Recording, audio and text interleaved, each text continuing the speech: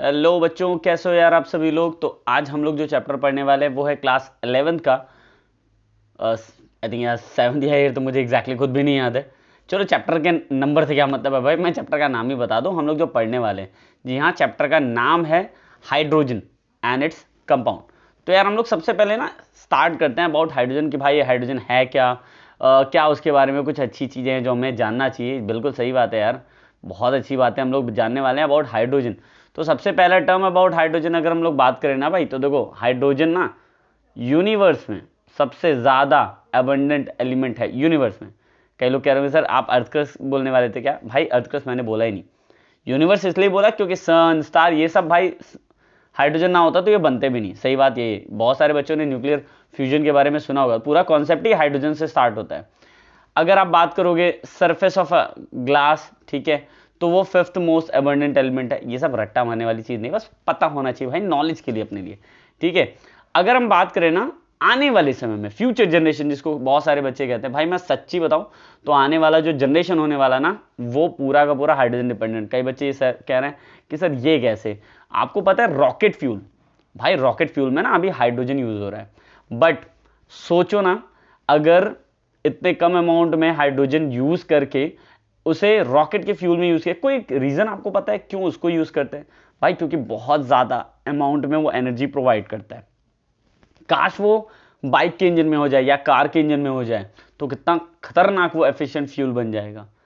हो भी सकता है, देखो टेक्नोलॉजी इतनी बढ़ गई ना, वो लोग कर भी लेंगे। बट दिक्कत क्या है, हाइड्रोजन है ना भाई बहुत महंगा। अब आप सोचो, आपको कोई बोले कि भाई देखो ये पेट्रोल आपको 100 रुपये मिल रहा है, ठीक है, अभी थोड़ा सा महंगा हो गया है इसलिए मैं 100 रुपये बोल रहा हूँ। अभी पेट्रोल 100 रुपये में मिल रहा है, ठीक है, और आपको हाइड्रोजन में बोल दूं 250 रुपये में, तो आप कौन सा भाई ठीक है, मानता हूं हाइड्रोजन इफेक्टिव फ्यूल है, बट फिर भी अपना पॉकेट मनी भी बहुत मैटर करता है। तो अगर आने वाले समय में हाइड्रोजन सस्ता बिकने लगे, अब हाइड्रोजन सस्ता बिकेगा कैसे, ये बहुत बड़ा सवाल है। तो अगर मेजर रिसोर्स पे कोई ऐसा टेक्निक बना दिया जाए जिससे बहुत इजीली हाइड्रोजन बनता रहे, तो डेफिनेटली आने वाले समय में as a major source of energy हम इसी को प्रेफर करने वाले हैं। चलो भाई, बहुत तारीफ हो गई अबाउट हाइड्रोजन की। अब सबसे पहले जो चीज़ ज़्यादा ज़रूरी है जानना भाई, वो है अबाउट आइसोटोप्स ऑफ हाइड्रोजन। कितने बच्चे आइसोटोप्स ऑफ हाइड्रोजन के बारे में क्लास 6, 7 या 8 में भाई पहले से ना पढ़ चुके हो? मुझे जहाँ तक लगता है यार हम सभी ने हल्का फुल्का तो पढ़ा ही होगा, बहुत ज़्यादा नहीं बट ठीक है, हल्की फुल्की तो पढ़ाई होती रहती है, ठीक है। अच्छा देखो भाई, हम लोग सबसे पहले बात करने वाले ना आइसोटोप्स ऑफ हाइड्रोजन में। तुम यार क्या करते रहते हो, ये तो हाँ ठीक है। अब हम लोग बात करने वाले हैं ना आइसोटोप्स हाइड्रोजन। तो देखो इनके 3 नाम है भाई। सबसे पहला प्रोटियम, दूसरा ड्यूटेरियम, तीसरा ट्रीटियम। मैं आपको खुद क्लियर कर दूं, ये जो ट्रीटियम है ना ये भाई रेडियो एक्टिव एलिमेंट है। मतलब हैं तीनों हाइड्रोजन के आइसोटोप, बट ये शुद्ध रेडियो एक्टिव है। मतलब बहुत जल्दी खत्म हो जाएगा, पता नहीं चलेगा, बन के खत्म भी हो गया। लेकिन ये दोनों जो है प्रोटियम और ड्यूटेरियम, ये भाई क्या है, ये हैं नॉन रेडियो एक्टिव। मतलब इनकी ज़िंदगी बनी रहेगी। आप देख सकते हो कभी ना कभी आप जाके देखो, अरे भाई हाइड्रोजन आप तो जिंदा हो, प्रोटियम बाबा ठीक है। अच्छा, मुद्दे वाली बात हम लोग क्या करने वाले हैं, देखो इनका जनरल चीज़ क्या है, इंपॉर्टेंट क्या है कि भाई हमें इनका ना फॉर्मूला पता होना चाहिए। तो 1H1 प्रोटियम कहलाता है, 1H2 भाई ड्यूटेरियम कहलाता है, 1H3 ये कहलाता है ट्रीटियम, ठीक है। होपफुली इतनी चीज़ें तो बहुत ईजिली क्लियर होगी। अच्छा, मैं आप सारे बच्चों से एक छोटी सी बात बोलूँ भाई, इसका ना मुझे प्रोटॉन बताओ, 1 आने वाला है। मुझे इसका इलेक्ट्रॉन बताओ, भाई वो भी 1 ही आने वाला है। मुझे इसका न्यूट्रॉन बताओ। आप सोचो मास नंबर कितना है इसका भाई, 1। जनरल सी बात है भाई, इसका न्यूट्रॉन आने वाला है 0। अगर मास नंबर 2 होता जैसे इसमें है तो न्यूट्रॉन भी 1 आ जाता। और जिसमें मास नंबर, भाई मैं पहले क्लियर कर दूं, अगर मास नंबर 3 है ना तो उसमें न्यूट्रॉन होंगे 2। इसी कारण से ये रेडियो एक्टिव आइसोटोप भी है। एक छोटी सी जानकारी जो आपके बहुत काम आने वाली है, याद रखना, ये शायद आप ऑर्गेनिक में बहुत बार सुनोगे कि जैसे जैसे मॉलिक्यूलर मास ना भाई बढ़ते जाता है, क्या होता है भाई, जैसे जैसे मॉलिक्यूलर मास बढ़ते चला जाएगा वैसे वैसे उनकी मेल्टिंग, बॉइलिंग पॉइंट, डेंसिटी ये सब की सब ना बढ़ती रहती है। तो इसीलिए देखो मैंने पूरा नियम बना दिया, ठीक है, मेरा नाम थोड़ा सा आ गया ना साइड में, कोई बात नहीं। लेकिन पहला मैंने क्या नियम लिखवाया भाई कि मेल्टिंग पॉइंट, बॉइलिंग पॉइंट या डेंसिटी, कुछ भी मॉलिक्यूलर मास बढ़ेगा या एटॉमिक मास बढ़ेगा, भाई इनकी प्रोबेबिलिटी या इनके चांसेस भी बढ़ने लगे। यानी मेल्टिंग पॉइंट मॉलिक्यूलर मास के बढ़ने पे ये भी बढ़ने लगेगा, बॉइलिंग पॉइंट मॉलिक्यूलर मास के बढ़ने पे ये भी बढ़ने लगेगा। होपफुली बच्चा लोग इतनी चीज़ तो आपको बहुत अच्छे से क्लियर होगी। अब हम लोग नेक्स्ट पॉइंट पे आते हैं, देखो इसका मैंने एग्जांपल ले दिया, यानी प्रोटियम का सबसे कम, ड्यूटेरियम का उससे ज़्यादा, ट्रीटियम का सबसे ज़्यादा, इन तीनों में सबसे ज़्यादा ट्रीटियम का हर एक चीज़ होगा। ठीक है, अब हम लोग बात करने वाले हैं अबाउट डाई हाइड्रोजन, बहुत बड़ा और इम्पॉर्टेंट पॉइंट है। अच्छा, कितने बच्चों ने सुना है कि जनरली जो हाइड्रोजन बनता है भाई वो डाई हाइड्रोजन ही बनता है? बिल्कुल सही सुना है यार, वो कभी भी मोनो एटॉमिक, या आप उसको अपने भाषा में बोलते हो नेसेंट हाइड्रोजन, बहुत रेयर ऐसी चांसेस होती है कि वो बना हो गया ऐसे रुका रहेगा, इट्स नॉट पॉसिबल। यानी डाई हाइड्रोजन बनने की चांसेस ना भाई सबसे ज्यादा है। तो मुद्दा क्या है, आइए चलिए दोस्तों हम लोग सुनते हैं अबाउट डाई हाइड्रोजन। तो आपको पता है डाई हाइड्रोजन दो तरीके से पाया जाता है जनरली नेचर में, on the basis of what, on the basis of their nucleus spin. अभी हमने इलेक्ट्रॉन स्पिन, भाई ये न्यूक्लियस स्पिन क्या है? देखो जैसे भाई इलेक्ट्रॉन ना पूरा रोटेट करता है, वैसे प्रोटॉन भी क्लॉकवाइज या एंटी क्लॉकवाइज डायरेक्शन अंदर ही अपने गली में, ठीक है, घूमते रहते हैं घूमते रहते हैं। तो वो उनका न्यूक्लियर स्पिन, यानी मैं अपने भाषा में बोलूं तो प्रोटॉन का स्पिन, अगर मान लो दोनों हाइड्रोजन आए, ठीक है, तो दोनों के प्रोटॉन अगर एक ही डायरेक्शन में जा रहे हों, एक ही डायरेक्शन में जा रहे हो तो वो होगा ऑर्थो हाइड्रोजन। और अगर अलग अलग, ये एक मान लो इधर जा रहा है और एक इधर जाने लगा, तो ये होगा पैरा, यानी दो तरह के हाइड्रोजन, ऑर्थो और पैरा। अब देखो मैंने यहाँ पे ना कुछ स्टेटमेंट लिखे जो आपके बहुत काम आने वाला है। वो क्या कि 0 केल्विन पे भाई हाइड्रोजन में सिर्फ और सिर्फ आपको पैरा हाइड्रोजन मिलेगा, ऑर्थो का कोई नामो निशान नहीं होगा। जैसे जैसे आप टेम्परेचर बढ़ाते जाओगे, याद रखना, जैसे जैसे आप टेम्परेचर बढ़ाते जाओगे पैरा हाइड्रोजन धीरे धीरे कम होने लगेगा और ऑर्थो बढ़ने लगेगा। इसीलिए देखो बोला भी है कि जब लिक्विफैक्शन ऑफ एयर करोगे ना तो ऑर्थो पैरा हाइड्रोजन दोनों आपको मिलेगा, लेकिन याद क्या रखना है कि उस वक्त दोनों का रेशियो 1:1 होगा। बट जब रूम टेम्परेचर की बात करें, देखो पैरा खत्म, बहुत कम है पैरा, और ऑर्थो बहुत ज्यादा है। क्यों? मैंने क्या कहा, टेम्परेचर भाई बढ़ाते जाओगे तो पैरा कम होते जाएगा और ऑर्थो क्या होते जाएगा, बढ़ते जाएगा। बट एक जनरल सवाल कोई आपसे पूछे ना कि मेल्टिंग पॉइंट ऑर्थो हाइड्रोजन और पैरा हाइड्रोजन में किसका ज्यादा होता है, तो याद रखना भाई जो साथ साथ चले उनका मेल्टिंग पॉइंट क्या होगा भाई, ज्यादा होगा। होपफुली बच्चा लोग आपको इतनी चीजें समझ में आ गई, बहुत तेज नहीं भगाया भाई, एग्जैक्ट एक एक चीजें बोली। जिन बच्चों को लग रहा होगा ना कि ये चीजें मेरे दिमाग से उड़ गई है, ये तो YouTube की दुनिया है, तो करना क्या है, सिर्फ वीडियो को थोड़ा सा पीछे लेके जाना है और मेरी बातें बक बक बक बक जो मैंने बोला जल्दी जल्दी फिर से सुन लेना है, ठीक है। चलो अब हम लोग बात करने वाले हैं, तो आपको अगर ट्रेन की आवाज़ आ रही है या कहीं और बारात की आवाज़ आ रही है तो थोड़ा सा इग्नोर जरूर मानना, क्योंकि ये शादियों का टाइम है जब वीडियो बन रहा है, तो बहुत कॉमन है यार कि बैकग्राउंड में ऐसे आवाज़ आते रहेंगे। अब मेल्टिंग पॉइंट याद रखना भाई, थर्मल स्टेबिलिटी ना मेल्टिंग पॉइंट के जस्ट इन्वर्सली प्रोपोर्शनल होता है। अगर मेल्टिंग पॉइंट ना किसी का ज़्यादा है तो उसका थर्मल कंडक्टिविटी क्या होगा भाई, बहुत कम होगा, ये याद रखना सारे बच्चे। अब हम लोग आते हैं प्रिपरेशन ऑफ डाइहाइड्रोजन। तो सबसे पहला लैबोरेटरी प्रिपरेशन ऑफ डाइहाइड्रोजन, कितने बच्चों ने ये क्लास 8th में सुना है? मैं आपको इसका छोटा सा एग्जांपल दे, पता है एक छोटा सा ये था, और ये यहाँ से वो यहाँ पे ग्रैनुलेटेड जिंक था, ऊपर से डाइल्यूट H2SO4 या कौन H2SO4 गिराते थे, एक तरफ से पाइप बनी होती थी, इधर पानी भरा होता था और यहाँ से बबल बुक बुक बुक पूरा हाइड्रोजन निकलते रहता था। ये है क्या? यही लैबोरेटरी प्रिपरेशन था हाइड्रोजन का। दैट मीन्स जिंक यहाँ रखा हुआ है, कॉन्सेंट्रेटेड या डाइल्यूट H2SO4 इसके कॉन्टैक्ट में आएंगे, सारे H2 यहाँ से इस तरफ आ जाएंगे। और पता कैसे चलेगा? It creates a pop sound, यानी अगर एसिड के साथ कोई भी मेटल रिएक्ट करेगा it form salt and hydrogen. अब बहुत सारे बच्चे ये सोचने लगे तो सर बेस के साथ तो नहीं बनना चाहिए, बनेगा भाई, बट याद क्या रखना है, वो जो मेटल आपको लेना है वो लेना है एम्फोटेरिक मेटल। कई बच्चों के दिमाग में ये भी ख्याल कि सर ये एम्फोटेरिक मेटल क्या होता है, ऐसे मेटल जिनके अंदर कैरेक्टरिस्टिक्स हो, जिनके अंदर ऐसी प्रॉपर्टी कि वो एसिड से भी रिएक्ट कर ले और बेस से भी रिएक्ट कर ले, तो ऐसे मेटल को हम लोग स्पेशली क्या कहते हैं भाई, एम्फोटेरिक मेटल। तो इनसे रिएक्शन करने के बाद इसका फॉर्मेशन हुआ, बहुत कॉमन है यार।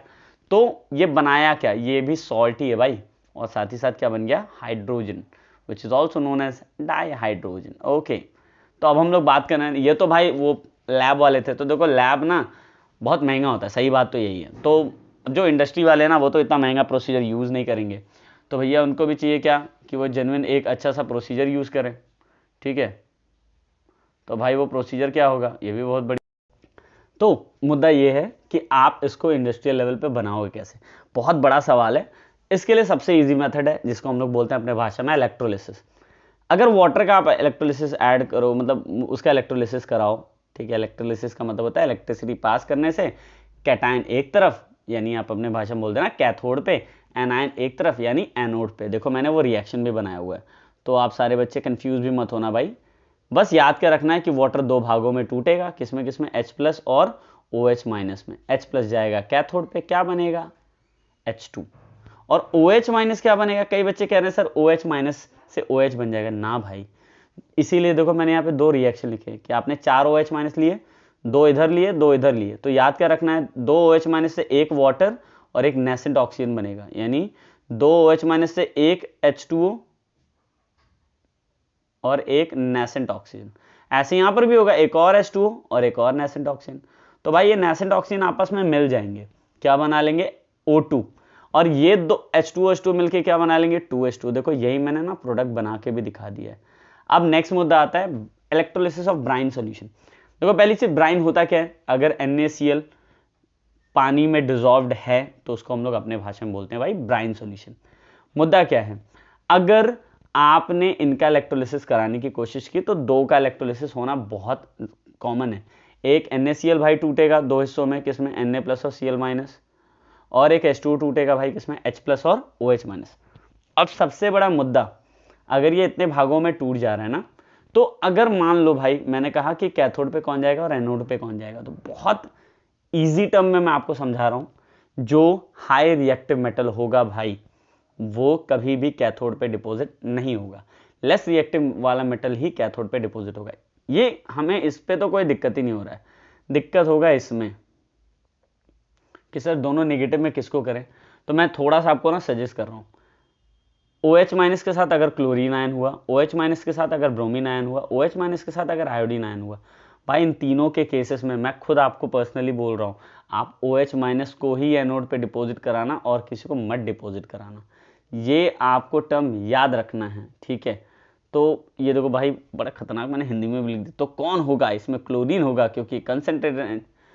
ठीक है, अपनी हैंड राइटिंग में देख देख के शॉक्ड हो जा रहा हूँ, बहुत खतरनाक लिखा था भाई इस नोट्स को। चलो ठीक है, तो जो बच्चों को भाई ये नोट्स भी चाहिए होगा मुझे बताना जरूर, मैं ज़रूर फॉरवर्ड कर दूंगा, टाइम मिले या ना मिले आप मुझे व्हाट्सअप पे मैसेज कर देना, मैं डिस्क्रिप्शन में अपना कॉन्टैक्ट नंबर भी दे दूंगा, तो जब भी आप फ्री रहना भाई मैसेज मारना, मिल जाएगा। चलो अब हम लोग बात करने वाले हैं और कैसे। तो देखो एक है ना, ये बहुत तगड़ा मेथड है, electrolysis of barium hydroxide solution. होता क्या है इससे, जब आप इनका इलेक्ट्रोलिसिस करोगे ना तो आपको जो हाइड्रोजन मिलेगा वो मिलेगा बहुत ज़्यादा प्योर। कारण क्या है मत जानो ना भाई, आता ही नहीं एग्जाम में कभी, बस ये पूछता है कि किससे आपको प्योर हाइड्रोजन मिलेगा। तो आप ये बता देना भाई कि बेरियम हाइड्रोक्साइड का अगर आप इलेक्ट्रो जैसे इतना सारा इलेक्ट्रोलिसिस किया उसमें नहीं मिलेंगे, इसमें प्योर हाइड्रोजन आपको मिलने वाले। ओके, तो अब नेक्स्ट टर्म क्या आता है,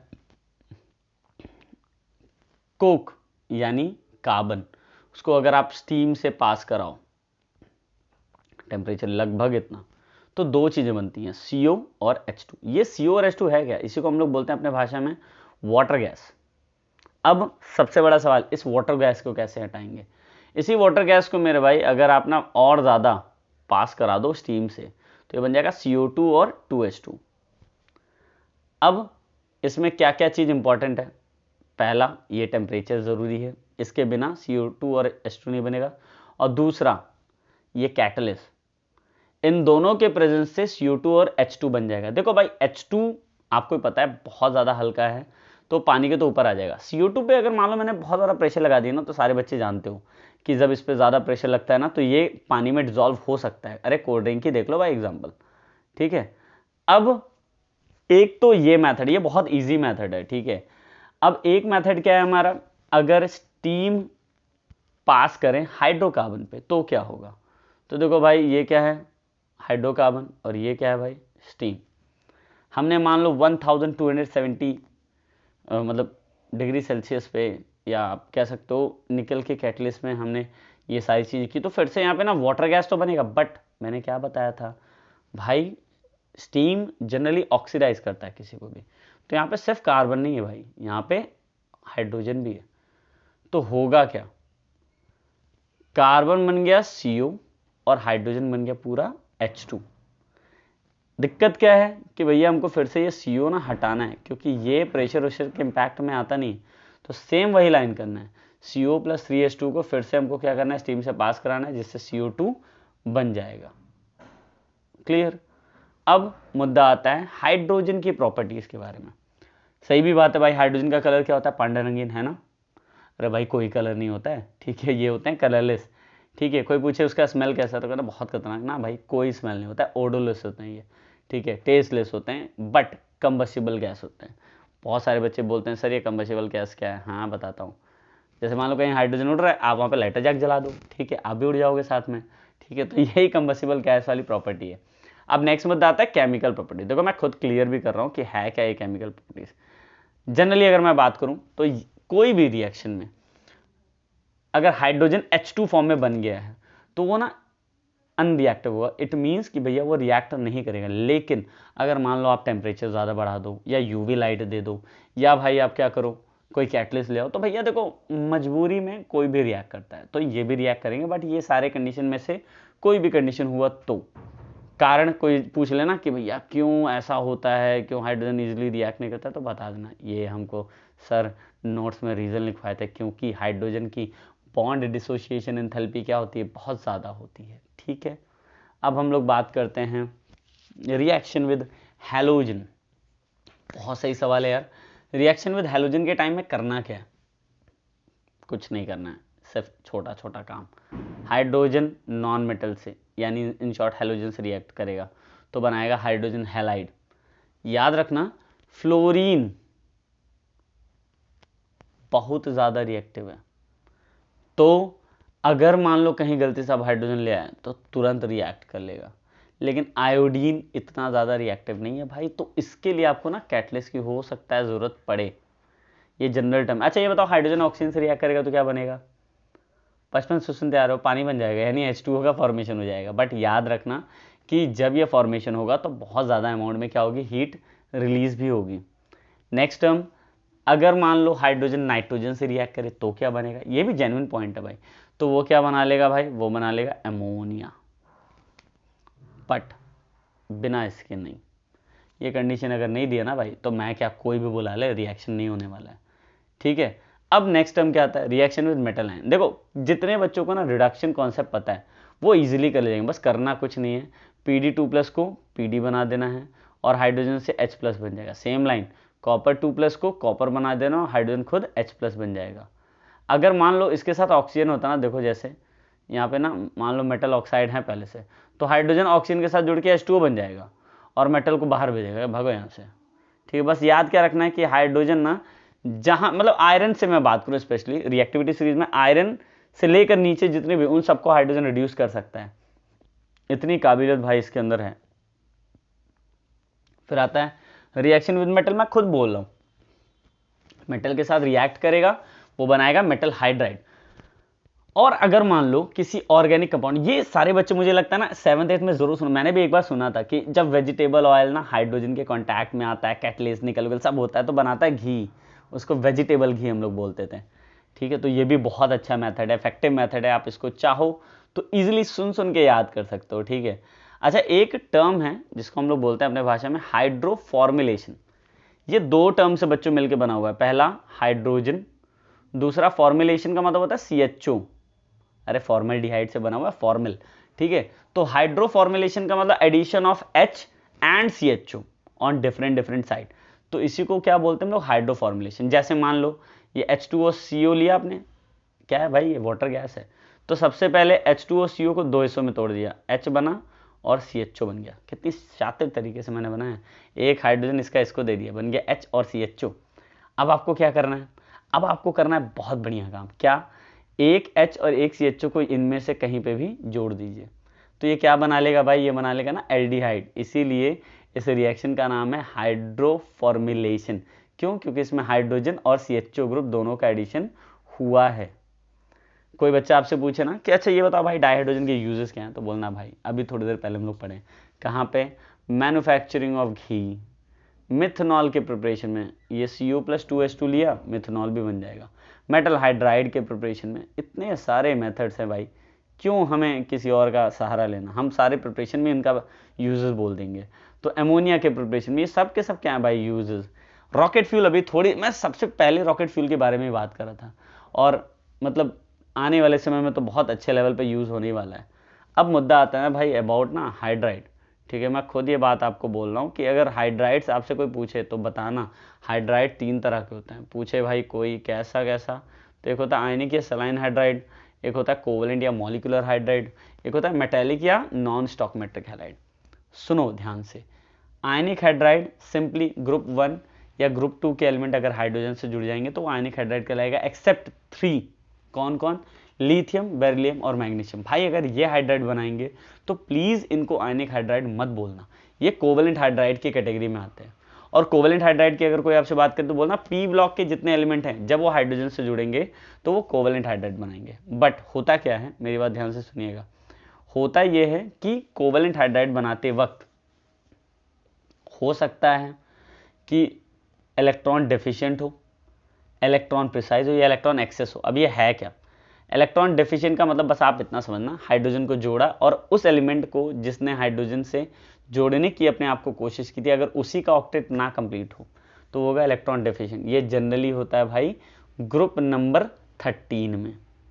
ठीक है, इलेक्ट्रॉन प्रिसाइज की कोई आपसे बात करे तो बोलना भाई कि अगर उस पर्टिकुलर सेंट्रल एटम का जिससे जो हाइड्रोजन को जोड़ा हुआ था अगर उसका ऑक्टेट कंप्लीट हो जाए तो वो क्या कहलाएगा भाई? वो कहलाएगा इलेक्ट्रॉन प्रिसाइज।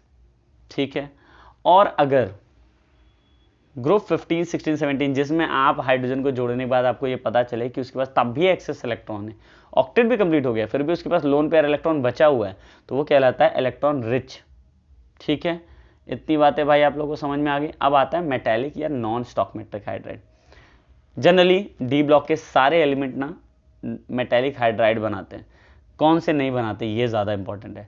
ग्रुप 7, 8, 9 एक को नहीं बनाते हैं, ग्रुप 7, 8, 9 एक भी नहीं बनाते हैं मेटेलिक हाइड्राइड। तो कौन बनाएगा? बाकी सारे। और ग्रुप सी में कोई नहीं बनाता एक्सेप्ट कौन? क्रोमियम। क्रोमियम का हाइड्राइड भी मेटेलिक हाइड्राइड कहलाता है, बाकी कोई बनाता ही नहीं है तो हाइड्राइड कहाँ से कहोगे? ठीक है, अब कई बच्चे कहते हैं सर इसको हम लोग इंटरस्टिशियल हाइड्राइड क्यों कहते हैं? देखो एक एग्जांपल, ये पॉइंट में क्या लिख दिया भाई? VH 0.56। इसका मतलब है भाई एक स्टॉकमेट्रिक जो कैलकुलेशन होता है ना कि भैया एक एटम, ये 2 एटम, ये एक एटम, ये 5 एटम, है ये नहीं, ये डेसिमल में चल रहा है, मतलब ये रेशियो इश्यू को मानता ही नहीं है। ठीक है, और एक गैप, जब भी एक स्ट्रक्चर बनेगा ना तो एक गैप जरूर बनाएगा, इसीलिए इनको इंटरस्टिशियल हाइड्राइड भी कहते हैं। अब मुद्दा आता है अबाउट हार्डनेस ऑफ वाटर। मेरी बात ध्यान से सुनिएगा, हार्डनेस ऑफ वाटर जनरली क्या होता है भाई? मान लो वाटर है, हम सोप उप डाले बढ़िया से, उसमें झाग वग बन गया तो वो हार्ड वाटर नहीं है, उसमें कोई हार्डनेस नहीं है। लेकिन बन भी नहीं किया, ठीक है, नहा रहे हैं उसी हार्ड वाटर से, कह रहा है अरे झाग काहे नहीं निकल रहा है? तो क्यों नहीं निकल रहा भाई? क्योंकि वो हार्ड वाटर। अब ये हार्ड वाटर होता क्या है? अब सुन लो, ये बैकग्राउंड जो आवाज़ आ रही है इनको इग्नोर मानना, ये ऐसे ही बसते रहेंगे। ठीक है, अब मैं आपसे जो मुद्दे वाली बात करने वाला हूँ उसको ध्यान से सुनिएगा कि हार्ड वाटर प्रिसिपिटेट बना लेगा सोप के साथ। जब सोप उसमें मिलेगा पानी में, जनरली वो क्या बनाता है भाई? सोप लेदर बनाता है। लेकिन जैसे ही वो हार्ड वाटर हुआ ना गलती से, तो ऐसा कुछ भी नहीं होने वाला है। अब सोप की अगर हम लोग बात करें, बैकग्राउंड को इग्नोर करते ना, बैकग्राउंड को बैकग्राउंड ये ऐसे ही आएंगे। शादी का टाइम है भाई, आप थोड़ा देर के लिए बस खाली सुनते रहो मैं क्या बोल रहा हूँ। मेरी आवाज़ थोड़ी ज़्यादा तेज होगी as compare to that music. तो अब हम लोग बात करने वाले हैं कि सोप में भाई होता क्या है? सोडियम स्टीरेट या सोडियम पाल्मिटेट। होता क्या है कि हार्ड वाटर में ना या तो मैग्नीशियम का या तो कैल्शियम का बाइकार्बोनेट या तो क्लोराइड या तो सल्फेट वाला सॉल्ट होता है, और ये ना मजबूर कर देते हैं बेचारे को। ये जो पूरा पानी में मिलता था ना, इसको नीचे बिठा देंगे।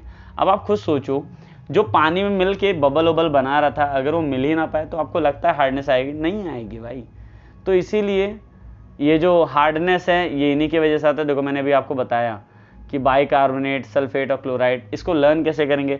तो आप याद रखना BSc, अरे होता है ना BSc of calcium and magnesium ion. तो BSc में B का मतलब होता है बाइकार्बोनेट, यानी कैल्शियम का बाइकार्बोनेट या मैग्नीशियम का बाइकार्बोनेट, और S का मतलब सल्फेट, यानी कैल्शियम का सल्फेट या मैग्नीशियम का सल्फेट, और क्लोराइड वो C से होता है, यानी कैल्शियम का क्लोराइड या मैग्नीशियम का क्लोराइड। अगर बाइकार्बोनेट मान लो कैल्शियम या मैग्नीशियम का होगा तो भाई वो होंगे टेम्परेरी हार्ड वाटर, और अगर सल्फेट या क्लोराइड हुआ तो होगा परमानेंट हार्ड वाटर। ये याद रखना बहुत इंपॉर्टेंट है। ठीक है, हम लोग बात करें अगर टाइप्स ऑफ हार्डनेस की, तो सारे बच्चे एक और चीज़ सुनना, 2 तरह के हार्डनेस होते हैं, एक होता है टेम्परेरी, एक होता है परमानेंट। देखो टेम्परेरी का मतलब क्या होता है? जल्दी निपट जाए, जल्दी निपट जाए। तो हाँ, यहाँ पे भी जल्दी निपटता है। अब ये कैसे जल्दी निपटेगा? अगर मान लो भाई आप इसको ना हीट कर दो, बस हीट करने से ही इसके अंदर की हार्डनेस क्या होगी, ऐसे वाटर की हट जाती है। तो ऐसा क्या होता है भाई कि इनकी हार्डनेस इतनी आसानी से हट जाती है?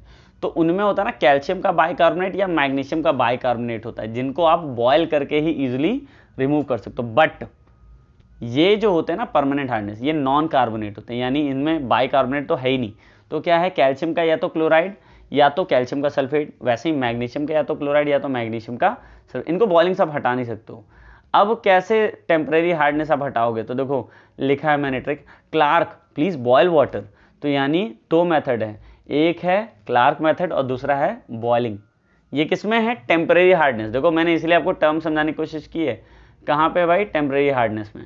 अब अगर मान लो आपको परमानेंट हार्डनेस का ना ट्रिक याद रखना है, तो इसको थोड़ा ना मैंने सही मेथड में समझाया है। तो इसका है क्या, वॉशिंग सोडा कल गांव पर मूर्ति भाई जियो वाले आयन एक्सचेंज करके सिंथेटिक रेजिन लाए।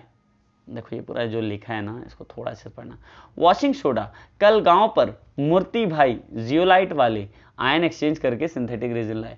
तो वॉशिंग सोडा भी एक मेथड है, कैलगॉन भी एक मेथड है, परम्यूटेट या जियोलाइट या तो आयन एक्सचेंज, ये एक ही चीज़ है, ठीक है, अलग अलग नाम है बस। आयन एक्सचेंज मेथड का नाम परम्यूटेट प्रोसेस भी है, जियोलाइट प्रोसेस भी है। तो ये प्रोसेस, एक वॉशिंग सोडा, एक कैलगॉन, एक आयन एक्सचेंज और एक सिंथेटिक रेजिन मेथड, तो ये चार मेथड से भाई आप क्या कर सकते हो, इनका रिमूवल कर सकते हो, ठीक है। अब हम लोग आते हैं ना पॉइंट पे, जैसे ये तो आईआईटी का क्वेश्चन था, ठीक है, आईआईटी क्वेश्चन आप लोग देख लेना, बहुत इजीली है। टेम्परेरी हार्डनेस पे हम लोग आते हैं भाई। देखो टेम्परेरी हार्डनेस कैसे हटेंगे, सबसे पहले हमने बोला बॉइलिंग। तो देखो बॉइलिंग को समझना कैसे है, आपको क्या करना है भाई, बस छोटा सा ना हीट करना है। तो ये मैग्नीशियम कार्बोनेट, पहले ध्यान से सुनना, या बाइकार्बोनेट आप कह सकते हो, तो मैग्नीशियम बाइकार्बोनेट या कैल्शियम बाइकार्बोनेट में टेम्परेरी हार्डनेस में दोनों में याद रखना यही बनेगा, मैग्नीशियम हाइड्रोक्साइड, और कैल्शियम बाइकार्बोनेट के केस में कैल्शियम कार्बोनेट बनेगा। ये दो चीज़ें आपको ज़रूर अच्छे से याद रखना है बच्चों, ठीक है। सेम टू सेम अगर मैं क्लार्क मेथड की बात करूँ ना, तो उसमें बस याद रखना। अच्छा कई बच्चे सोच रहे होंगे सर ये बना तो इससे फ़ायदा क्या होगा, पता है, वो जो मैग्नीशियम जो सोप से रिएक्ट करके सोप को ही प्रेसिपिटेट बना दे रहा था, जब सोचो ये मैग्नीशियम या कैल्शियम कांटेक्ट में ही ना, ये खुद पहले ही नीचे क्या हो जाए भाई, बैठ जाए। अगर ये नीचे सेटल हो गया तो आपको लगता है क्या कि ऐसा कुछ होगा? कि आपको मेरी ये बात समझ में आई? ठीक है, तो यानी मुझे पूरा मिशन बनाना कि भाई इनको ना किसी तरीके से नीचे बिठा दो। अगर ये ना बाइकार्बोनेट नीचे बैठ गया ना और सोप के कांटेक्ट में नहीं है, तो लेदर बहुत अच्छे से बनेगा। बट कांटेक्ट में अगर ये आ गया ना, तो लेदर नहीं बन पाएगा, ठीक है। लेदर का मतलब अरे भाई झाग जिसको बोलते हो आप लोग, ठीक है। अब मुद्दा क्या आता है, देखो नेक्स्ट मुद्दा हमारा बहुत इंपॉर्टेंट है, वो है क्लार्क्स मेथड। तो क्लार्क्स मेथड में याद रखना है कि स्लेक्ड लाइम यानी कैल्शियम हाइड्रोक्साइड कैल्शियम बाइकार्बोनेट या मैग्नीशियम के बाइकार्बोनेट से जब कांटेक्ट में आएगा, तो याद रखना मैंने उसमें भी बताया था कि मैग्नीशियम का हाइड्रोक्साइड बना है ना, इसमें भी वही होने वाला है। कैल्शियम का उसमें कार्बोनेट बना था, इसमें भी वही बनेगा। तो उसको याद कैसे करना है, एम्बेसी जब श्रीलंका से बात करेगा तब कैप्टन कैरेबियन और मैगी हाइड्रा को रिलीज कर दिया जाएगा, जाने देगा, ठीक है। तो अब यहाँ एम्बेसी का मतलब है मेटल बाइकार्बोनेट, जब श्रीलंका मतलब स्लेक्ड लाइम से बात करेगा यानी रिएक्ट करेगा, तब कैप्टन कैरेबियन यानी कैल्शियम कार्बोनेट और मैगी हाइड्रो यानी मैग्नीशियम हाइड्रोक्साइड को जाने देंगे, यानी यही प्रोडक्ट बनेंगे। आओ देखो इनका रिएक्शन देखने की हम लोग कोशिश करते हैं भाई। देखो जब आपने कैल्शियम हाइड्रोक्साइड लिया कैल्शियम बाइकार्बोनेट के केस में, तो कैल्शियम कार्बोनेट और वाटर बन गया। बट अगर मैग्नीशियम बाइकार्बोनेट लिया, मैंने आपको पहले ही सिखाया था भाई कि यहाँ पे मैग्नीशियम कार्बोनेट तो नहीं बनने वाला, बनेगा क्या, मैग्नीशियम हाइड्रोक्साइड और कैल्शियम का कार्बोनेट और वाटर। तो बच्चा लोग ये रिएक्शंस अगर आपको समझ में आ रहा है, इट इज़ क्वाइट इफेक्टिव, और आप इसको इजीली एक एक चीज़ें लर्न भी कर सकते हो समझने के लिए। नेक्स्ट भाई हमारा आता है पॉइंट, परमानेंट हार्डनेस कैसे रिमूव करेंगे। तो मैंने आपको पहले ही बताया, एक तो वॉशिंग सोडा है। कितने बच्चे भाई डबल डिकम्पोजिशन रिएक्शन जानते हैं? जो बच्चे, अरे भाई ये कहाँ गया, ए भाई ए भाई ए भाई ए भाई, हाँ नाराज हो गया क्या, ओके, हाँ आ गया। तो देखो डबल डिकम्पोजिशन के नारे को अब हम लोग थोड़ा फास्ट फॉरवर्ड करते हैं, क्योंकि वही थोड़ा सा हमारे लिए इफेक्टिव होगा। कुछ नहीं किया हमने, ध्यान से बस खाली देखा, ये CO3 यहाँ से इधर और ये इधर आ गया। देखो अब ये जो प्रोडक्ट बनाया ना, इसमें मेन हमें यहाँ M जानते हो क्या है, यहाँ जहाँ जहाँ मैं M लिखा रहूँगा वो या तो मैग्नीशियम का आयन है या तो कैल्शियम का आयन है। तो आप सोचो ना भैया, जिससे हमको डर था सोप का वो तो नीचे बैठ गया, तो अब परेशानी की ज़रूरत है? कोई ज़रूरत नहीं। ठीक है, तो ये सब घुमा फिरा के क्या है भाई, double displacement reaction. Next method हमारा कैलगॉन मेथड।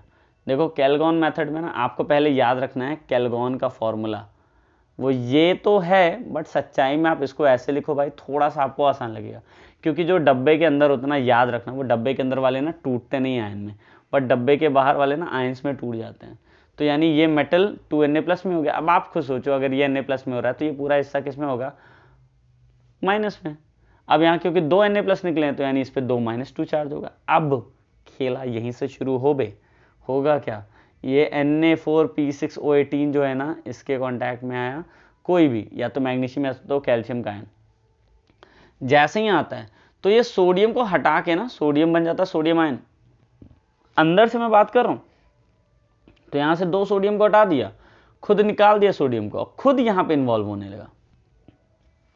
डब्बे के अंदर कोई बंद है तो वो बाहर जा पाएगा क्या, ना, इसीलिए सूप आराम से तैरता रहता है और ये डब्बे में बंद रहते हैं। ठीक है, तो यही मेथड है कैलगॉन मेथड, इफेक्टिव मेथड है, बहुत इजी भी है। अब इसके बाद भाई आयन एक्सचेंज मेथड, पहले नाम याद रख लो, आयन एक्सचेंज मेथड का नाम जियोलाइट भी है, परम्यूटेड भी है। ठीक है, तो इसमें होगा क्या, जब हाइड्रेटेड सोडियम एल्यूमिनोसिलिकेट, ठीक है, ये जब रिएक्ट करेंगे, इन शॉर्ट NaAlSiO4, तो होगा क्या, ये तो भाई एनसीईआरटी की देन थी, मैं बता ही देता हूँ। एनसीईआरटी ने पता क्या किया, AlSiO4 को ना Z मान लिया। ठीक है, तब भी आपको क्या करना है, डबल डिस्प्लेसमेंट नियम याद है भाई, मान लो यहाँ पे Cl2 भी होता तो Na के पास आ गया Cl2 और ये आ गया इधर। मुद्दा क्या है कि भाई ये जो M2+ है वो Z के कांटेक्ट में आने से नीचे धीरे धीरे क्या होगा, प्रेसिपिटेट। देखो हुआ क्या, यहाँ पे एक्सचेंजिंग ही तो हुआ है, तो यहाँ पे एक्सचेंज हमने किसका कर दिया भाई, बस आयंस का, यानी जो कैल्शियम के आयन या मैग्नीशियम के आयन थे वो उस Z से रिएक्ट कर लिए और Na अपना अलग हो गया। इसीलिए भाई इसमें हमको फायदा क्या होता है, ये जो MZ2 बनता है ना, इसको फिर से मान लो थोड़ा मोड़ा ना आप NaCl कुछ भी ले लिए तो पता क्या होगा, फिर से हमारा NaZ बन जाएगा, यानी आपको बार बार ना सोडियम एल्यूमिनेट सिलिकेट बनाने की जरूरत नहीं पड़ेगी। एक बार बन गया ना भाई तो बस बन गया। यहाँ मच्छर तो जो आए हैं इन्हें खा जाऊंगा। ठीक है, मच्छर मारा था मैं। अब आते हैं हम लोग मुद्दे पे। तो NaZ कैसे बनेगा ये तो आप समझ गए, देखो हिंदी में लिखा है, आराम से पढ़ो कि फिर से जियोलाइट कैसे बनाओगे। तो MZ2 जो बना था वहाँ पे उसको उठाया, NaCl अलग कंटेनर में, लेकिन उसे मत करने लगे, उठाया अलग कंटेनर में डाल दिया MZ2 को, उसमें NaCl का सोल्यूशन था, फिर से बन गया हमारा क्या भाई, NaZ। क्या इसमें किसी बच्चों को कोई दिक्कत नहीं। अब सिंथेटिक रेजिन मेथड की बात आती है, तो देखो सिंथेटिक रेजिन मेथड कहता क्या है, ये एज कंपेयर टू जियोलाइट भाई ज़्यादा इफेक्टिव है। ठीक है, दिवाली में मुंह फुट रहे हैं, कोई बात नहीं। अब हम लोग बात करते हैं सिंथेटिक रेजिन में 2 तरह का, एक होता है कैटायन एक्सचेंज रेजिन। नॉर्मली मैं बात करूँ तो RCOOH और RSO3H को हम लोग प्रेफर करते हैं। आपके बुक में एनसीईआरटी में जानते हो क्या बोला है, कह रहा भाई ये जो RCOO या RSO3 है ना, इसको आप सिंपली नॉर्मल R मान लो, नॉर्मल R। ठीक है, और इससे आप समझ लो ये H है यहाँ पे। तो NaCl में ना जब Na के कांटेक्ट में आएगा ना तो ये क्या करता है, Na यहाँ COO- या SO3 पे आ जाता है एडजस्ट, और H को खुद हटा देता है, H को बना दिया HCl, यानी H अपनी जगह और R से कौन जुड़ गया, Na। फायदा क्या है, जब ये RNA बन गया ना तो इसको आप मैग्नीशियम या कैल्शियम आयन के कांटेक्ट में लाओ तो Na खुद हट जाएगा। देखो यहाँ पे भाई वही सेम हो रहा है, आयन एक्सचेंज वाला पुराना नियम। ठीक है, तो जस्ट सेकंड यहाँ चढ़ता, तो देखो फिर से वही बना, आप इसको फिर से आयन एक्सचेंज वाले लॉजिक से ही फिर से बना सकते हो, कोई दिक्कत नहीं है भाई, बिल्कुल सेम लॉजिक है जैसे आयन एक्सचेंज का था। अब अगर आप मान लो इसी मेथड में ना प्योर डीमिनरलाइज वाटर बनाना चाहते हो तो मेरा खुद का पर्सनल सजेशन है आपको कि आप RH से पहले कोई भी मैग्नीशियम या कैल्शियम आयन लेकर आप रिएक्शन कराओ, ये बनेगा और H+ एक तरफ निकाल दो, काम खत्म। अब आपको क्या करना है, नेक्स्ट में RNH2 बनाओ पहले और उसको पानी में मिला दो। ये पहले बना, जेन्युइनली बन गया, कैसे भाई, H+ NH2 पे जुड़ गया और OH- उस पे। अब आपको करना क्या है, हैलोजन लेना है। हैलोजन क्या करेगा, OH- को ना हटा देगा और खुद OH- बाहर आ गया। तो एक रिएक्शन में बना H+, एक रिएक्शन में बना भाई OH-, तो क्या इनको जोड़ के मैं ऐसा वाटर नहीं बना सकता हूँ जिसमें मिनरल का नाम और निशान ना हो? जी हाँ, तो इसी मेथड को भाई हम लोग बोलते हैं डीमिनरलाइज मेथड प्रिपरेशन। ठीक है, अब आता है सबसे इजी मुद्दा जिसको हम लोग अपने भाषा में बोलते हैं भाई हाइड्रोजन पर ऑक्साइड।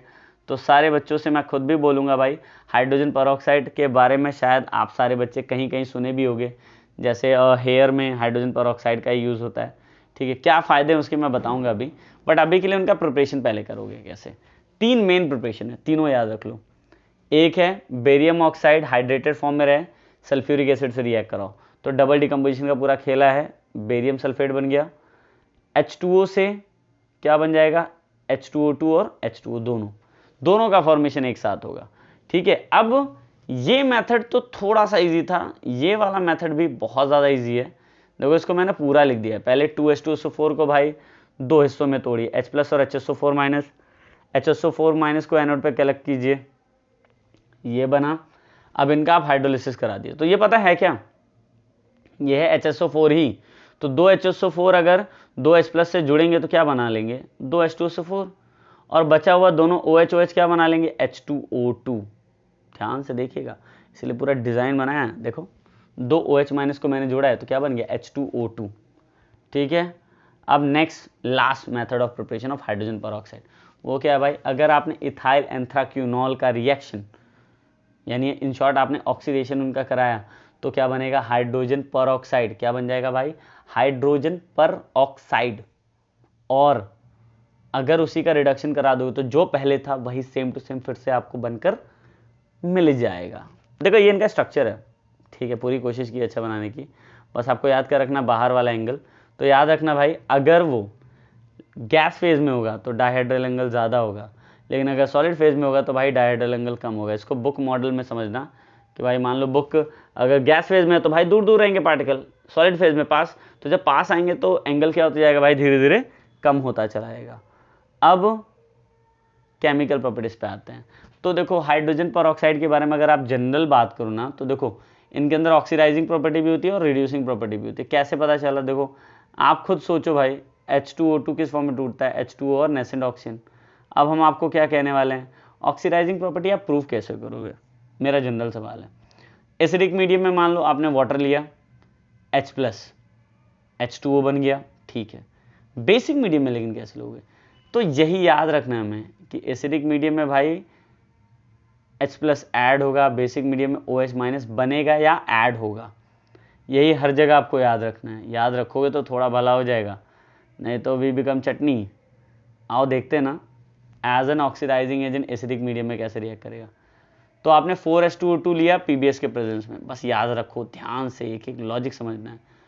तो 4H2O, क्योंकि H2O2 इसी फॉर्म में टूटेगा, तो 4H2O तो अपना अलग हो गया, 4 ऑक्सीजन इससे मिलकर बना लिए लेड सल्फेट। ठीक है, ओके। सो अब आने वाला है भाई हमारा नेक्स्ट पॉइंट, Fe2+ लिया, कैसे पता चलेगा ऑक्सीडाइज हो रहा है, ऑक्सीडेशन नंबर बढ़ना चाहिए। देखो बढ़ भी गया, क्या ही दिक्कत था भाई। बेसिक मीडियम में भी सेम लॉजिक है, Fe2+ से आपने Fe3+ बनाया, फिर बचे हुए OH- को एज इट इज जोड़ दो, मुझे कोई दिक्कत नहीं है। Mn2+ से इसको Mn4+ बनाया, बचे हुए को 2, क्योंकि बेसिक मीडियम है तो मैंने आपको पहले सिखाया भाई, 2H- या तो जुड़ेगा या तो निकलेगा, लेकिन होना वही चाहिए। रिड्यूसिंग प्रॉपर्टी में एसिडिक मीडियम में याद क्या रखना है भाई, देखो MnO2 पे माइनस, तो हमको याद क्या रखना है भाई, यहाँ पे +4 था, +4 से +2 हो गया। कैसे हुआ भाई, जब आप एसिडिक मीडियम में H+ और H2O2 दोनों लेकर आए थे तब। नेक्स्ट MnO4 की कोई बात कर ले, तो देखो MnO4 में भी सेम लॉजिक है भाई, वहाँ पे +7 है, यहाँ पे +2 हो गया। कैसे हुआ, हाइड्रोजन पर को जोड़ने पर। तो ये बच्चा लोग आपको याद रहना चाहिए, अगर आपको ये याद है तो इट इज़ वेरी इफेक्टिव। नहीं याद है भाई तो प्लीज़ एक बार इसको देख लेना अच्छे से, क्योंकि ये इफेक्टिव है, लेकिन जब आप इसको देखोगे अच्छे से तभी, नहीं तो भाई कुछ कुछ बच्चों को ये उड़ने भी लगता है, ये भी सच्चाई है। ठीक है, अब आता है स्टोरेज। आप हाइड्रोजन पर को रखोगे कैसे, मेरा पहला सजेशन, ये लाइट के कॉन्टैक्ट में नहीं आना चाहिए। अगर ये लाइट के कॉन्टैक्ट में आएगा तो डिकम्पोज होना शुरू कर देगा। अरे यार ये तो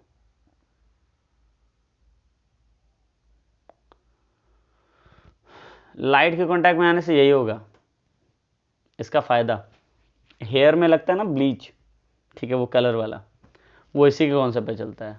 मतलब लगा देते हैं छाँव में, फिर कहते हैं जाइए धूप में टहलिए। क्यों? जितना ज़्यादा धूप में टहलेंगे उतना ज़्यादा ऑक्सीडाइज होगा हेयर, जितना ज़्यादा ऑक्सीडाइज होगा उतना बढ़िया कलर दिखेगा।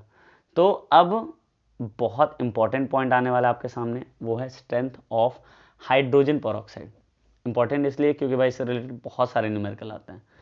मुद्दा क्या है कि अगर मैं बात करूं हाइड्रोजन पेरोक्साइड की, तो इनका स्ट्रेंथ ना दो तरीके से निकल सकता है। एक होता है भाई परसेंटेज, एक होता है वॉल्यूम। अगर मान लो 30% लिखा हुआ है W/W, तो इसका मतलब 30 ग्राम H2O2 100 ग्राम सोल्यूशन में मिले हैं। या 30% W/V लिख दिया, ऐसे W की जगह V लिख दिया, तो आप क्या बोलोगे? 30 ग्राम H2O2 100 ml में डिजोल्व हुए हैं। जेन्युइन है। कभी कभी ना सिर्फ 30% लिखा होता है ऑफ H2O2, इसका मतलब क्या लोगे? तो मेरा पर्सनल सजेशन है, अगर कहीं पे भी ऐसे लिख दिया ना 30% H2O2, तो मेरी बात मानिएगा, इसका मतलब आप समझिएगा W/V, फ्री में, कुछ नहीं सोचना है, मान लेना कि वो W/V है। अब अगर वॉल्यूम की मैं बात करूं, जनरल बात करूं बेटा, देखो वॉल्यूम टर्म ही बहुत अच्छा टर्म है, लेकिन अगर मैं बात करूं वॉल्यूम की, तो आपको भी बात पता है कि 30 वॉल H2O2 का मतलब क्या होता है। नहीं पता है तो सुन लो, 30 वॉल H2O2 का मतलब 30 वॉल्यूम नहीं है। इसका मतलब यह है कि 1 लीटर अगर आपने H2O2 लिया ना, तो 30 लीटर ऑक्सीजन इससे बनेगा। कितना तगड़ा है! 30 वॉल H2O2 का मतलब 1 लीटर H2O2 से 30 लीटर ऑक्सीजन बनेगा। अब यही टर्म हमें न्यूमेरिकल में भी यूज करना है। देखो पूरी स्टोरी पढ़ना, मैंने यहाँ पे सब लिखा हुआ है। रिएक्शन पहले, सबसे पहले भाई मैंने यहाँ पे बैलेंस किया, तो ये कोफिशिएंट जो लिखा है उसी हिसाब से मैंने इसको मोल मान लिया। तो ये 1 मोल, ये 2 मोल। अब मैं आपसे ये कह दूं कि ये 2 मोल में 1 मोल बनेगा ऑक्सीजन, जनरल बात है, रिएक्शन बैलेंस कर लिया। तो 2 मोल का मतलब कितना H2O2 का मास होगा? 68 ग्राम। 1 मोल का मतलब, अगर मैं मास पूछता तो इसका आता 32 ग्राम, बट मैं अगर वॉल्यूम पूछूं तो कितना आएगा ऑक्सीजन का? 22.4 लीटर। तो क्या मैं ये बोल सकता हूँ कि 68 ग्राम अगर H2O2 हो तो 22.4 लीटर ऑक्सीजन ज़रूर बनेगा? सॉलिड फॉर्म में बोल रहा हूँ भाई, अरे लिक्विड नहीं, सॉलिड ही बोल दो। तो हाँ, हो सकता है। देखो अब ना मैंने यहाँ से ना कुछ इक्वेशन बनाए जो आपके काम लायक हैं। अगर मैं पूछूं 1 लीटर में कितने ऑक्सीजन होंगे, 68 ग्राम में इतने होंगे ऑक्सीजन, मैं बोलूं 1 लीटर ऑक्सीजन में कितने ग्राम ये होंगे, तो आपने 22.4 को क्या कर दिया भाई? डिवाइड कर दिया। अगर मैं आपसे जनरल सवाल करूं कि मान लो भैया 1 लीटर की जगह 10 लीटर हो गया या x लीटर हो गया, तो x से इतने का मल्टीप्लाई करना है। ये जानते हो क्या बताता है भाई? ये बताता है मास ऑफ H2O2। आपको इसके बाद कुछ नहीं करना है, स्ट्रेंथ निकालना है, mass of H2O2 in 1 litre, वो आपका हो जाएगा स्ट्रेंथ। यानी जितना भी ग्राम आए पर लीटर बोल दो, वही उसका क्या हो जाएगा? स्ट्रेंथ हो जाएगा। लेकिन अगर मान लो उल्टा मैं बोल दूं, जैसे 68 ग्राम में 22.4 लीटर, मैं कह दूं 1 ग्राम H2O2 में कितने लीटर बनेंगे, तो बनेंगे 22.4/68। तो मैं बोलूं y ग्राम H2O2 में, तो इसी का मल्टीपल। यानी भाई अगर आपको वॉल्यूम ऑफ क्या निकालना है? Oxygen, in short wall H2O2 अगर निकालना है, तो आप उल्टा काम करोगे जो अभी तुरंत मैंने बताया। अब एक छोटा सा लॉजिक है, वो आपको याद रखना है। मोलैरिटी का फॉर्मूला क्या होता है भाई? Number of mole of solute upon volume of solution in 1 litre. General बात, मास ऑफ H2O2 शायद ना पता हो, पर मोलर मास तो पता होता है ना, ये तो लिख ही सकते हैं। तो आप इसको पुट कर जरूर कीजिएगा कि आपका लॉजिक अच्छा रहे। नॉर्मेलिटी में अगर मैं बात करूँ तो वो क्या होता है भाई? Number of gram equivalent weight. ठीक है, तो ग्राम इक्विवेलेंट वेट में सबसे पहला टर्म इक्विवेलेंट वेट कितना आएगा, तो मैं खुद ही बता दे रहा हूँ, n फैक्टर H2O2 का 2 होता है, तो इक्विवेलेंट वेट उनका आ गया 17। अब आपको बस यहाँ मोलर मास की जगह यही वैल्यू पुट कर देनी है। अब एक मैं आपको ट्रिकी फॉर्मूले बता रहा हूँ, ट्रिकी क्या है? अगर आपको वॉल्यूम का स्ट्रेंथ निकालना है, तो मोलैरिटी अगर मान लो आपको पता है, तो इंटू 11.2 कर दो, तुरंत आंसर आ जाएगा। आपको वॉल्यूम का स्ट्रेंथ निकालना है, अगर नॉर्मेलिटी आपको पता है 5.6 से मल्टीप्लाई कर दो, काम ही खत्म, कुछ भी नहीं सोचना है आपको। अब एक देखो यहाँ पे सवाल पूछा है, कैलकुलेट द स्ट्रेंथ इन ग्राम पर लीटर। इसका मतलब जानते हो क्या पूछ रहे हैं? मास ऑफ H2O2 और नॉर्मेलिटी दिया है, देखो फॉर्मूला भी बताया है। तो क्या बच्चा लोग, अगर नॉर्मेलिटी, अच्छा नॉर्मेलिटी निकालना है सॉरी, ऑफ 30 वॉल H2O2, इसका मतलब जानते हो क्या है? 30 वॉल H2O2 का मतलब, इसका मतलब है 30 लीटर ऑक्सीजन दिया गया है। तो याद करो 68 ग्राम में कितना भाई? 22.4। तो 1 लीटर में कितना ग्राम? तो 30 लीटर में कितना ग्राम, बस मल्टीप्लाई करना था भाई। कितना ईजी है ये, इसी को मैं बोलता हूँ अपने भाषा में यूनिटरी। देखो क्या करना था भाई, 68 ग्राम में इतना मिल रहा है, 22.4 लीटर, 1 लीटर ऑक्सीजन में कितना मिलेगा, इतना ग्राम, तो 30 लीटर में कितना मिलेगा, इंटू 30 कर दिया भाई हमने। क्या ये टफ है, नहीं, जितना ग्राम आया इंटू 1 लीटर, तो ये क्या हो जाएगा भाई, strength of particular in 1 litre. Normality निकालना है। आप बताओ भाई, आपने मास निकाल लिया, आपको मोलर मास पहले से पता है, वॉल्यूम ऑफ सॉल्यूशन आपको बता दिया गया 1 लीटर लेना है, तो क्या इसका नॉर्मेलिटी नहीं आ जाएगा भाई, आ ही गया। इसमें कौन सा बहुत टफ वाला पार्ट था। अब ये भी एक न्यूमेरिकल है, तो ठीक है, न्यूमेरिकल का सिलसिला तो पॉज करते हैं, और कुछ है तो देख ही लिया जाए, नहीं तो हाँ अब आ गया भाई हैवी वाटर। देखो न्यूमेरिकल मैंने क्यों पॉज रखा भाई, थोड़ी सी खुद भी मेहनत कर लो, आपको पूरा लॉजिक बता दिया गया है। अब आप मेहनत भी ना करो तो फ़ायदा क्या है। और ठीक है, अगर आपको लगता है नहीं सीखना है सब पूरा न्यूमेरिकल, तो ठीक है, मैंने आपको नोट्स ना दे देना है, बस आप मुझे मैसेज कर देना है, ठीक है। हम लोग बात करने वाले हैं हैवी वाटर से रिलेटेड। तो देखो हैवी वाटर क्या है, कैसे बनेगा। H2O is water, heavy water is D2O। किसी बच्चे को याद है भाई डी क्या है, डी इज डिटोरियम ऑक्साइड। तो यानी भाई डिटोरियम ऑक्साइड ही हैवी वाटर है। बनता कैसे है, तो अगर मान लो आप एक्सेसिव इलेक्ट्रोलिसिस करोगे वाटर का, तो आपको थोड़ा मोड़ा D2O भी मिल जाएगा। कोई आपसे सवाल करे कि इसका यूज़ कहाँ पड़ता है, झूठ में हमको पढ़ाया जा रहा है, तो हाँ भाई यूज़ है, as a moderator in nuclear reactor use होता है, कहीं कहीं मैकेनिज्म में भी इनका यूज़ होता है, ऑर्गेनिक में, ठीक है। कुछ कॉम्प्लेक्स कंपाउंड बनाने के लिए भी इनका यूज़ होता है, जैसे CaC2 को अगर आप डिटोरियम ऑक्साइड से रिएक्ट कराओ, तो देखो थोड़ा तरकीब बता दिया है कि आपका काम आसान हो जाए, तो ऐसे करो, CaOD से रिएक्ट करेगा, OD निगेटिव है, जैसे OH था ना वैसे ये है, तो OD इससे रिएक्ट करके CaOD2 बना दिया, और C2H+ से रिएक्ट करके C2D2 बना लिया। बस H+ की जगह D याद रखो, D+, थोड़ा इजी हो जाएगा। सेम लाइन भाई देखो यहाँ पर भी कुछ नया किया क्या मैंने, नहीं, सेम लॉजिक बस खाली चिपका दिया है, ठीक है। तो होपफुली बच्चा लोग आपको ये इजी लग रहा होगा। हाँ अगर मान लो कोई आपसे पूछे ना मेल्टिंग पॉइंट और बॉइलिंग पॉइंट में भाई किसका सबसे ज़्यादा वैल्यू होगा, तो मैं आपको सही बताऊँ, सब चीज़ D2O का ज़्यादा होगा, एक्सेप्ट एक चीज़, डाइलेक्ट्रिक कांस्टेंट छोड़ के सब कुछ ज़्यादा होने वाला है। मतलब यहाँ जो ऊपर से लेके मैंने नीचे तक लिखा उसमें सब कुछ D2O का ज़्यादा होगा, एक्सेप्ट डाइलेक्ट्रिक कांस्टेंट। थोड़ा सा ना डाइलेक्ट्रिक कांस्टेंट वाटर का क्या होता है, ज़्यादा होता है एज कम्पेयर टू D2O।